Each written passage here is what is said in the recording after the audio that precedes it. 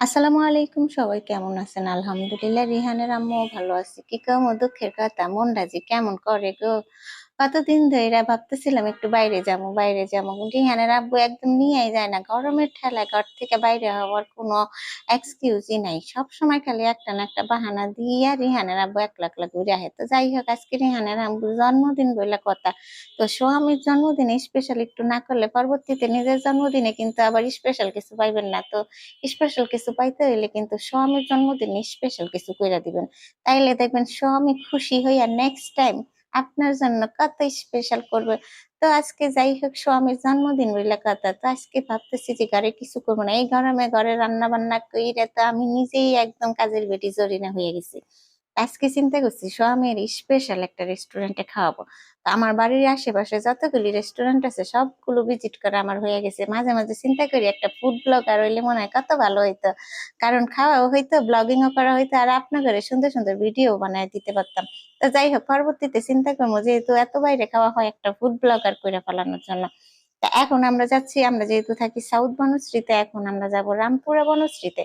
ওখানে অটোগ্রাফ একটা রেস্টুরেন্ট হইছে যেখানে একদম লাইভ মিউজিক হয় আর খুবই সুন্দর নাকি খাওয়া-দাওয়া। তো জামাই যখন কইলো তো চিন্তা করলাম যে চলো আজকে তোমার ওইখানে খাওয়ামু। তো এখন আমরা চইলা আসছি অটোগ্রাফ রেস্টুরেন্টে। তো সিঁড়ি দিয়ে উঠতেছি। উঠার আগে একটু চিন্তা ভাবনা করতেছিলাম যে ভিতরে কেমন হইব। তো যাই হোক, যে স্মাইল দিয়া বা দরজাটা খুইলা দিল খুবই মনটা ভইরা গেল। এরকম স্মাইল দিয়া যদি রিসিভ করে তাহলে তো সেই রেস্টুরেন্টে আবার একটু বেশি যাওয়া লাগে। তো চলে আসলাম অটোগ্রাফ রেস্টুরেন্টে। এটা হচ্ছে রামপুরা বনশ্রী সি ব্লকে অবস্থিত। তো যারা রামপুরাতে থাকেন, যদি না জানেন এখানে চলে আসতে পারেন খুব ইজি ভাবে।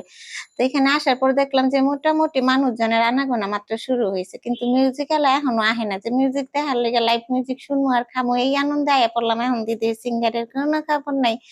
তো সিঙ্গারের খবর নাই, তো জিজ্ঞেস করলাম ভাইকে, আপনাকে সিঙ্গার কখন আইবা? আপনাকে দুলাভাই জিগাইতেছে। তো ২-৩ বার জিগানোর পরে কয় কি, ভাই চিন্তা কইরেন না, আপনারা খাওয়া শুরু করেন, এর মধ্যে হাতে আইয়া পড়বো। হাতে নিচে গেছে।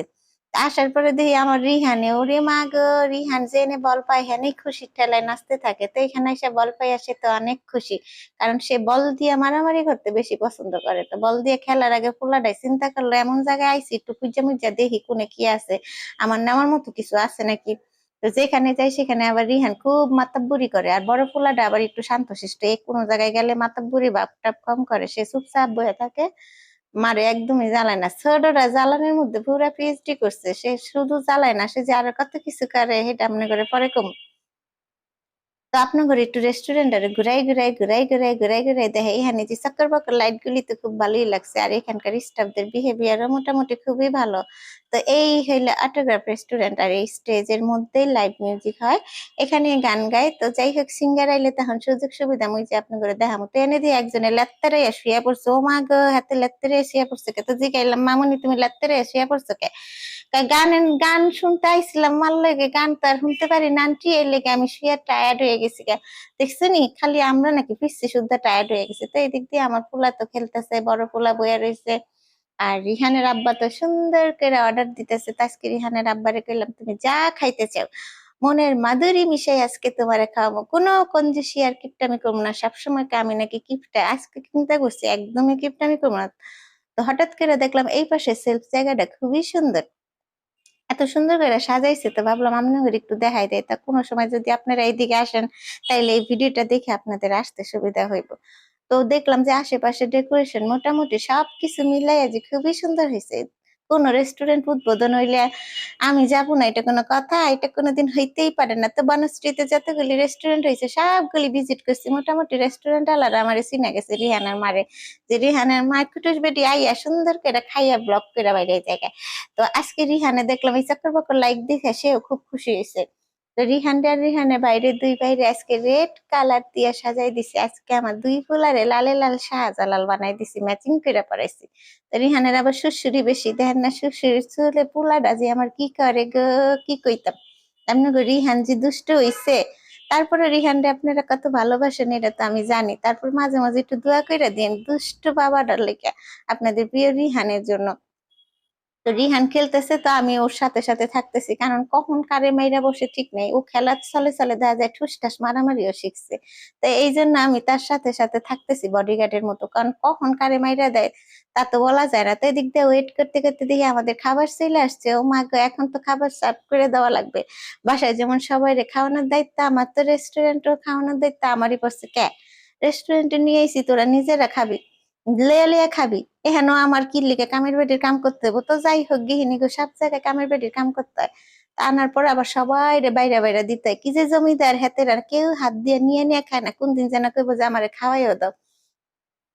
তো পোলার প্লেটে বাইরে দিলাম, তারপরে রিহানের আব্বুর প্লেটে বাইরে দিলাম। তো সবার প্লেটে সুন্দর করে কাজের বেটির কামটা আমি করতেছি। এই কাজের বেটির কামটা কিন্তু সব জায়গায় আমার উপরেই পড়ে। যত দামি রেস্টুরেন্টে খাই না কি লিগা, হাতে রাত লইয়া লইয়া খাইবো না, হাতে করে বাইরে বাইরে দিতে হইব। আর আমি কামের বেটি জরিনার সাথে করে যামু এবং সুন্দর করে এরকম বাইরে দিমু, আর হেরা নবাব সলিমুল্লাহর মতো বইয়া বইয়া খাইবো। তো যাই হোক, এখানে আসার পর যে জিনিসটা বেশি ভালো লাগছে, পোলাটার খেলার একটা বিনোদনের জায়গা পাইছি। কারণ খেলার বিনোদনের জায়গাটা থাকাতে একটু রেস্ট মতো মনে হয়, একটু খেতে খুঁজতে পাবো। তা আমাদের পিছনে দেখতেছেন একজন কাপড়, তা এরা মনে হয় রিহান নিয়ে একটু সমালোচনা করতেছে, কারণ রিহান যে জ্বালাইতেছে। তো যাই হোক, বাচ্চা কাচ্চা যারা পছন্দ করে না তারা একটু সমালোচনা করবো, এটাই স্বাভাবিক। তো এটা নিয়ে আমি কখনোই মাথা কুন্থা ঘামাই না, কারণ রিহান একটু দুষ্টামি করতেছিল। তো অনেকে হয়তো বা বাচ্চাদের দুষ্টামি সুন্দর মতো পছন্দ করে না, তখন তারা এরকম ভেটকাইয়া অগোচরে মানুষের সুনাম করে বা দুর্নাম করে। তো যাই হোক, যারা এগুলি করে তারাও ভালো থাকুক, তাদেরকে আল্লাহ হেদায়েত করুক, এই আর কি। তো এখন দেখেন আমি কি সুন্দর করে সার্ভেন্টের কাম করতেছি, কত সুন্দর করে বাইরে দিই, কত গুণ আমার। মাঝে মাঝে চিন্তা করি, এত গুণ নিয়ে আমি রাইতে ঘুমাই কেমনে। রিহানের মার্জি কত গুণ। আমার ভাই মাঝে মাঝে কয় আমার বোনটার গুণে টই টুব্বর। মানে বোনেরা কাম করতে পারলেই ভাইগো কাছে ভালা, আর কাম না করতে পারলেই ভালো না। তো যাই হোক, বরাবরই বাসার সব কাজ আমি একাই করি, যেহেতু আমার বাসায় কাজের লোক নেই, কেউ নেই। একা একা কাম করার মজা আলাদা, যে কেউ কোনো খুদ ধরতে পারে না। সুন্দর করে প্লেট প্লেট সাজাই দিলাম। তো দেখছেন নি, রিহানের আব্বাসকে আমার কর দিব দেখে সুন্দর মতো তার পছন্দের সব ডিশ অর্ডার করে দিছে। তো যাই হোক, আজকে রিহানের আব্বার একটু মন বইরা খাওয়াই, সামনে তো আবার আমার জন্মদিন আইতেছে, তখন যেন আমার একেবারে আত্মা বইরা গিফট দেয়, আর আত্মা বইটা খরচ করে, কঞ্জুসগিরি যেন না করে। তো এই জন্য আমি আজকে কঞ্জুসগিরি করলাম না, আমি আজকে মনের মাধুরী মিশাইয়া জামাইয়ের সব মিটাইয়া খাওয়াইলাম। তো এরকম মাঝে মাঝে জামাই করে টিপস দিবেন। জামাই করে টিপস দিলে একটা সুবিধা আছে, যখন আবার আপনার গুড সময় আইব তখন আবার জামাইরা আপনার মন ভরে গিফট দিব। আমি ওইবার আমিও চিন্তা করতেছি যে মাঝে মাঝে এরকম ট্রিট দিব জামাইরে। তো জামাই টাকা জলা জলে যা আছে এটা দিয়ে আবার আমারে বড় স্পেশাল ট্রিট দিব। তো সবার প্লেট সাজাইলাম, আপনার একটু দেখাই যে আমার কাজের কি নিখুঁত সুন্দর। তো এই যে কত সুন্দর করে এক একজনের প্লেট খাম্বু খুম্বু করে সাজাই দিছি, বাহ কত কামের। আর আমার পোলাটারে কিছু, আব্বা তোমার কি এখন খাওয়াই দিতে হইব নাকি? পোলাটা আইসা দিছে, ভেটকাই দিছে। তো যাই হোক, অবশেষে আমাকে সিঙ্গারের দেখা পাইলাম। এই হইলো আমাদের সিঙ্গার সাহেব। সিঙ্গার সাহেব কিন্তু জব্বর গান গায়। তো গানটা আপনাদের শুনাইতে পারলাম না, যেহেতু ভয়েসটা আমি লাস্টে দিচ্ছি। নেক্সট টাইম আবার গেলে আপনাদেরকে গানটা শোনাবো। তো আমি কিন্তু ছোট একটা লাইভ করছিলাম, তখন কিন্তু আপনাদের দেখাইছি সিঙ্গারের গানটা। তো সিঙ্গার কিন্তু খুবই সুন্দর গান গায়, বেচারার গানের ভয়েস মাশাআল্লাহ অনেক সুন্দর। বিশেষ করে যে হিন্দি বাংলা ইংলিশ মিক্স করে করে গান গায়, সে তো অতুলনীয়। তো এরকম খাওয়ার সময় যদি এরকম লাইভ সিঙ্গারের গান শোনা যায়, তাহলে নিজের খুবই বড়লোক বড়লোক মনে হয়। তো এই রেস্টুরেন্টটা আমার বড় ভাইয়ের আবার অনেক পছন্দ। ভাইয়া আবার এরকম আরেকটা রেস্টুরেন্ট আছে ফায়ার নাইস উত্তরাতে, সেইখানে দেখা যায় সে প্রায় সময় যায় এরকম লাইভ মিউজিকে গান শোনার জন্য। এই হইলো আমার পোলাটা। তো পোলাটা আবার খাইতেছে, খাওয়ার পরে জিগেলাম আব্বা গো খাওয়া দাওয়া কেমন হয়েছে? তো পোলাটা কইলো অত খারাপ হয় না, যত খারাপ মনে করছি খুবই ভালো হয়েছে, নেক্সট টাইম আমার রান্না এনে খাওয়াই। খাওয়াইতে পারলেই মারা বালা, খাওয়াইতে না পারলে বালা না। তো খাওয়া দাওয়া শেষ, রিহানের জ্বালা যন্ত্রণায় মানুষ সব বিরক্ত হয়ে গেছে। তো চিন্তা করলাম আমার পোলা মানুষের বিরক্তর কারণ হোক, এটা আমি চাই না। তো সসম্মানে ফুলারে নিয়ে বের হয়ে গেলাম। তো যাই হোক, সবাই ভালো থাকবেন। ব্লগটা কেমন হইলো অবশ্যই জানাবেন, আপনাদের মন্তব্য জানাবেন। আসসালামু আলাইকুম।